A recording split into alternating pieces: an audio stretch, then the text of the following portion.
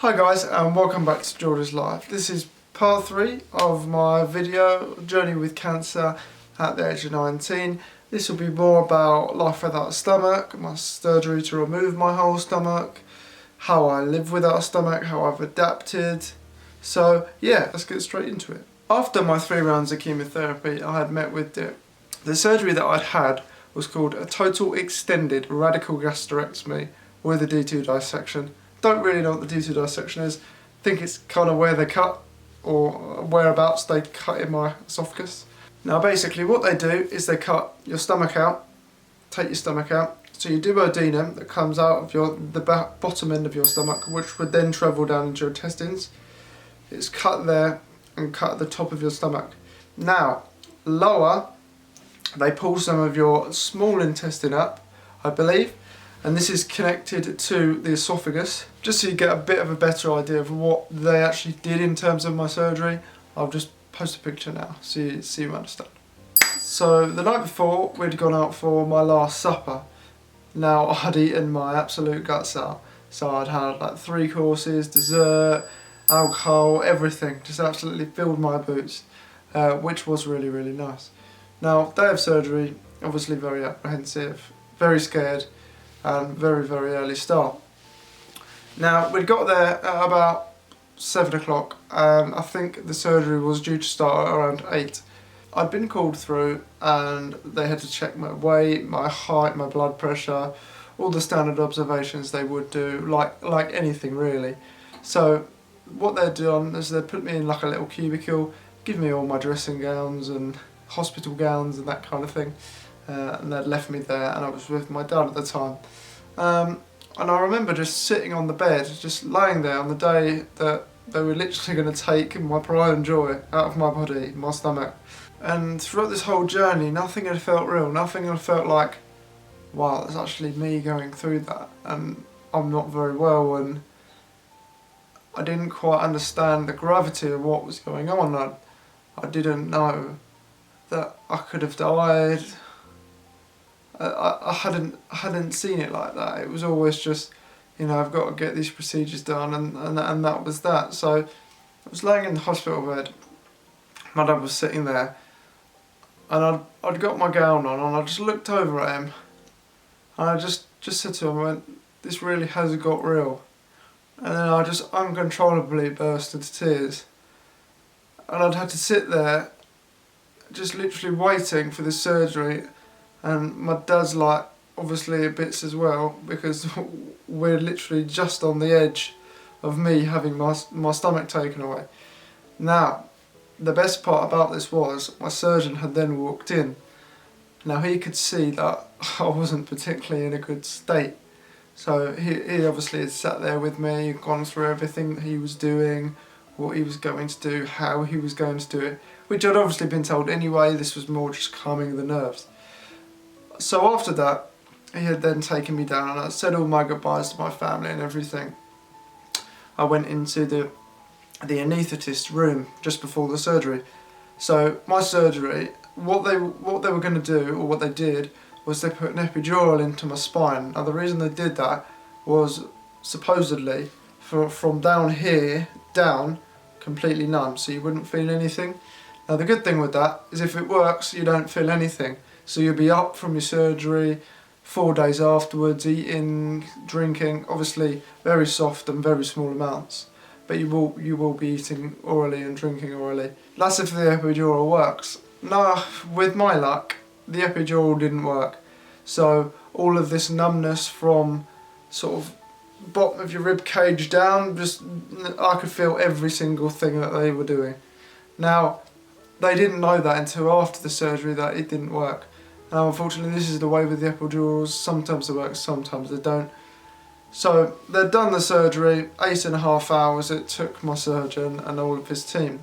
Now my surgeon came down after the surgery, and he had sat my family down. He'd said to them that it went really well, it was a long time, but fortunately I had not lost any more blood than 330 ml, which is about the exact size of a Coke can. I'd lost no more blood than that amount of fluid, which was really, really good for the time of the surgery. Now, he'd taken more than just my stomach, he took most of my esophagus, and I believe he took about 24 lymph nodes, something like that. So I had a lot taken from me that day in terms of body parts. Now, I'd woken up in intensive care unit, which I knew I was going to be in, so it wasn't any surprise or anything like that. And I had a big tube coming out my nose, that was to feed me.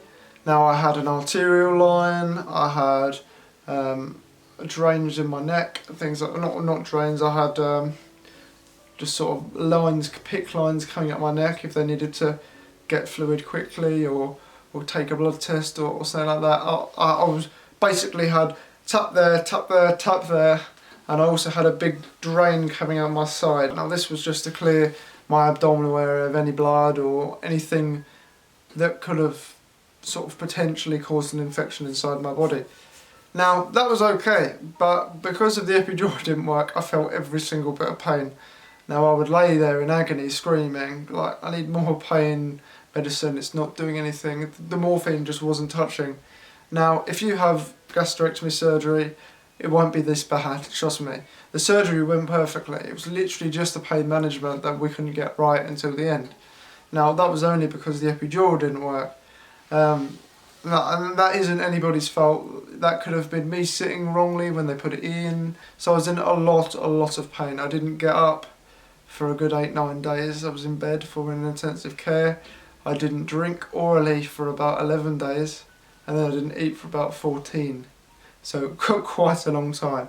So I'd been in intensive care for around 12 days, and then they'd moved me to sort of a not as in intensive care ward. Now I remember my surgeon coming down to see me, and I was in the normal ward. It wasn't intensive care or anything like that, and he'd come down to see me.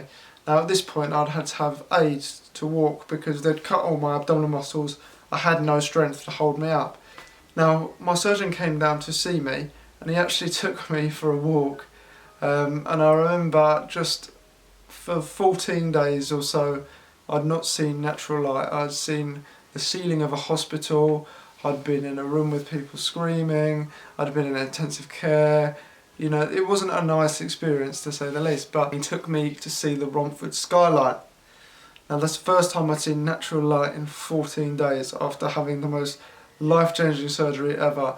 I sat there and I cried my eyes out. It really is amazing how the simple things in life really do count for a lot, so make sure you don't miss them. Now, what was life like after surgery? After surgery, it was pretty slow, pretty painful, couldn't eat a lot of things, didn't really eat much. Was probably eating about 200 to 300 calories a day. So life after surgery was pretty poor, to be honest, but that's like anything, it takes time to adjust. And I remember sitting downstairs. This was probably my second day of being at home. My mum had made me some scrambled eggs, but I just sat there in my dressing gown. It'd taken me a while to get down the stairs just because of how much pain I was in. Sat there and I looked at it and I cried. I absolutely cried my eyes out to my mum. And I was like, I've lost the only thing that I actually love in life. Like the main thing that I've always loved in life was food. That was my pride and that was my joy. That had been taken from me, and my life would never ever be the same. But the things do get better, I promise you. It does get so much better. Okay, now what do I eat? I eat anything I want. So if I fancy, you know, a couple of biscuits, I'll go and eat a couple of biscuits. Yes, I'll eat it slowly. So a meal for one isn't a meal for one, it's actually a meal for two. So if I know that I'm going out for the day, I'll have small pieces of food just in the fridge ready for me to grab and take away and eat. It's just about drip feeding the calories in. So I don't have 3 meals a day, I have about 8 meals a day. I don't call it a meal, I just constantly snack. I'm a snacker, I just constantly graze. I could snack from a biscuit to a cinnamon swirl to spaghetti bolognese to a chicken sandwich. I might not eat the whole sandwich, but I'll have half of a sandwich and then half a sandwich later. It's just about constantly drip feeding food into you. Now you will need to be careful of something called dumping syndrome. Now dumping syndrome is where food will hit your intestines too quickly. Your body will create loads of insulin to try and break down that foods, mainly sugary foods, and it will make you feel horrendous. So now you'll have hot sweats, you'll have a really fast heart rate, you might even start getting bile reflux. So you'll just start like dry heaving, basically vomiting, but not a lot really comes up. Now, on my Instagram, which I will plug here, I just asked everybody if they wanted me to answer a couple of questions. So I'm just going to read out some of the questions that I'd had. Do you still get the feeling of hunger or being hungry? The answer is no. Now, this can go different ways for different people that have gastrectomies. To summarise that question, no, I don't feel hungry. It's more of a feeling of being empty, and I know roughly when my food is down my intestines. So if I know I don't get the feeling of full, I just know that there's quite a lot of food sitting in my intestines, and I know when it's sort of digested, and I know when it's ready for some more food. I know when my fuel tank is ready to be topped up again. That takes time and experience. You will get to know your body, trust me. Another question is, have you fully adjusted to not having a stomach? And how long did it take to adjust? Now, I wouldn't say I was fully adjusted. There are still some little things I'm trying to work out. With this kind of thing, it is literally trial and error. You have to just try these little things to see if they work, to see if they don't. Now, I wouldn't say I was fully adjusted quite yet. I would say maybe give it another 6 months or so and I'll have it pretty nailed. But my surgery was around 11 months ago, so it wasn't far away. I'm not far on a year anniversary. So I would say it takes around a year and a half to really know what works, what doesn't work, what's best for you, what's not best for you. So that's the answer to that question. Now, question 3.